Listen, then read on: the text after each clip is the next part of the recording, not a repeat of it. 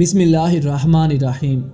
مرد کی پسلی سے عورت کو بنا کے اللہ تعالیٰ نے مرد کو اپنی اس حکمت کا اشارہ دیا کہ میں نے اس عورت کی تخلیق فرشتوں کی لائی مٹی سے نہیں کی، میں نے اسے تمہارے جسم کے حصے سے اس لیے نکالا کہ عورت کا تقدس اور پردہ قائم رہے۔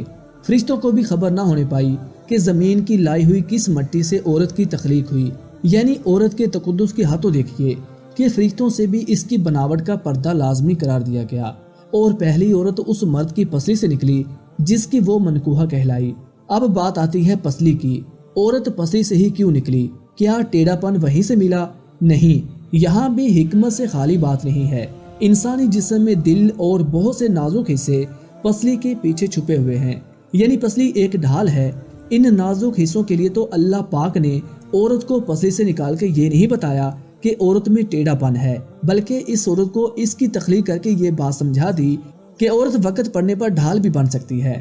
حضور پاک صلی اللہ علیہ وآلہ وسلم صحابہ کی محفل میں جلوہ فرما تھے کہ ایک شخص حاضر ہوا اور عرض کرنے لگا، یا رسول اللہ صلی اللہ علیہ وآلہ وسلم، کوئی ایسا مومن بھی ہے جو جہنم میں رہے گا؟ حضور پاک صلی اللہ علیہ وآلہ وسلم فرمانے لگے، ہاں، ایک شخص ایسا ہوگا جو جہنم کی گہرائی میں 1000 سال رہے گا اور مسلسل اونچی آواز میں پکارتا رہے گا، یا حنانو یا منانو۔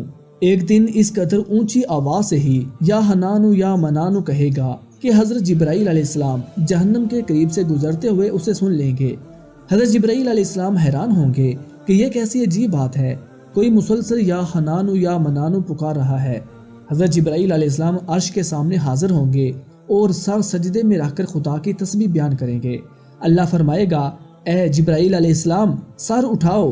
جیسے ہی حضرت جبرائیل علیہ السلام سر اٹھائیں گے تو اللہ فرمائے گا کہ بتاؤ جبرائیل علیہ السلام، کیا عجیب دیکھا آج تم نے؟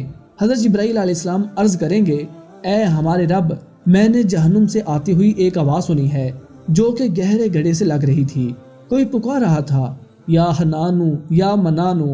اللہ فرمائے گا، اے جبرائیل علیہ السلام، جہنم کی دروگہ مالک کے پاس جاؤ اور اسے کہو کہ جو بندہ یا حنانو یا منانو کی صدا لگا رہا ہے اسے جہنم سے نکال کر تمہارے حوالے کر دے، پھر اسے میرے پاس لے آؤ۔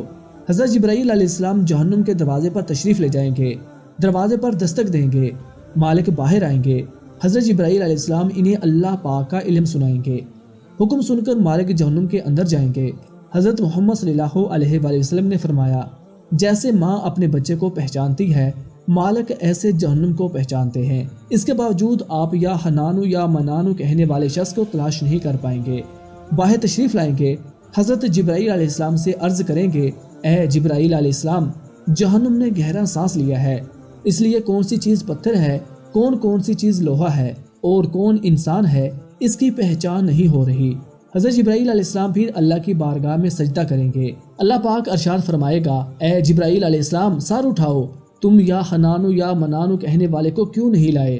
جبرائیل علیہ السلام عرض کریں گے، مولا، دروگہ جہنم مالک نے بھی معذرت کر لی ہے، کہتے ہیں جہنم نے گہری سانس لی ہے، اس وجہ سے پتھر، لوہے اور انسان کے درمیان کوئی فرق نہیں بچا ہے، تو یہ سب جل کر کوئلہ بن چکے ہیں، کسی چیز کی پہچان نہیں ہو پا رہی۔ اللہ فرمائے گا، جبرائیل مالک سے کہو میرا بندہ جہنم کے فلاں گڑھے میں فلاں کونے میں اس حالت میں پڑا ہوا ہے۔ حضرت جبرائیل علیہ السلام جہنم کے دروازے پر جائیں گے اور حضرت مالک کو یا حنانو یا منانو پکارنے والے کا پتہ بتائیں گے۔ حضرت مالک جہنم کے اندر جائیں گے اور دیکھیں گے ایک شخص ہے، اس کے پاؤں اس کی پیشانی کے ساتھ اور اس کے ہاتھ گردن کے ساتھ بندھے ہوئے ہیں اور جہنم کے سانپ بچھو اس کے ساتھ لپٹے ہوئے ہیں۔ حضرت مالک اس کی زنجیریں توڑ دیں گے اور جہنم سے نکال کر حضرت جبرائیل علیہ السلام کے حوالے کر دیں گے۔ حضرت جبرائیل علیہ السلام اسے عرش الہی کے سامنے لے کر حاضر ہوں گے، سر سجدے میں رکھیں گے۔ اللہ پاک فرمائے گا، جبرائیل علیہ السلام سر اٹھاؤ۔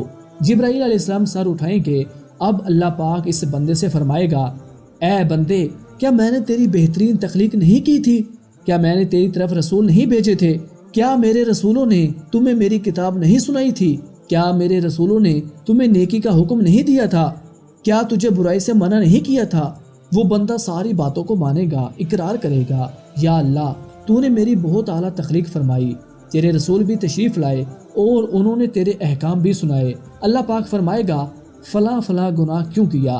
وہ عرض کرے گا، یا اللہ، میں نے اپنی جان پر ظلم کیا، جس کی سزا میں مجھے جہنم میں ڈال دیا گیا۔ اے اللہ، اس کے باوجود میری امید نہیں ٹوٹی، مجھے تیری رحمت سے امید تھی، میں یا حنان ہوں یا منان ہوں پکارتا رہا۔ مولا، تو نے مجھے اپنے فضل سے جہنم سے نکالا ہے، یا اللہ مجھ پر رحم فرما۔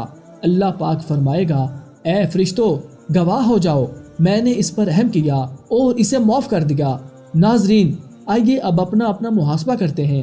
کیا ہم میں سے کوئی ایسا ہے کہ جو کہہ سکے کہ میں اپنے ایمان کا حساب کر سکتا ہوں؟ اپنے اپنے گریبانوں میں نظر ڈالیں، کوئی ایسی خوبی جس پر ہمیں یقین ہو کہ ہمیں دوزخ میں نہیں ڈالا جائے گا۔ ہزاروں سال کی عبادتیں بھی رد ہوتی دیکھی گئی ہیں، تو بس اللہ سے دعا کرتے ہیں کہ اے اللہ، ہم جانتے ہیں کہ اگر ہمارے ایمان کا سخت حساب لیا گیا تو یقیناً ہم نہیں بچ پائیں گے، ہم بے حد گناہگار ہیں، لیکن اے اللہ پاک، ہم تیری رحمت کا سوال کرتے ہیں، ہم سے حساب اپنی عدل و انصاف پر نہ لینا، بلکہ ہم پر اپنی رحمت اور عطا کا سایہ رکھنا۔ اے اللہ پاک، ہماری دعا کو قبول فرما، آمین۔ قیامت کے دن جب لوگوں کے ایمان کا حساب و کتاب ہو رہا ہوگا، پر کچھ لوگ ایسے ہوں گے جن کو اللہ تعالیٰ بغیر حساب کے جہنم میں بھیج دے گا۔ صحابہ کرام رضی اللہ تعالیٰ عنہ نے عرض کی، یا رسول اللہ صلی اللہ علیہ وآلہ وسلم، وہ کون سے لوگ ہوں گے؟ نبی کریم صلی اللہ علیہ وآلہ وسلم نے فرمایا، ظالم حکمران، وہ تاجر جو جھوٹ بولتا ہو، وہ بڑا شخص جو زنا کرتا ہو۔ نبی کریم صلی اللہ علیہ وآلہ وسلم نے فرمایا، جس شخص میں یہ 3 عادات پائی جائیں وہ جاہل ہے، جو سننے سے پہلے ہی جواب دینا شروع کر دیتا ہے، بات کو سمجھنے سے پہلے ہی جھگڑا شروع کر دیتا ہے، علم نہ رکھنے کے باوجود فیصلہ کرنا شروع کر دیتا ہے۔ اللہ پاک ہم سب کو نیک عمل کرنے کی توفیق عطا فرمائے، آمین یا رب العالمین۔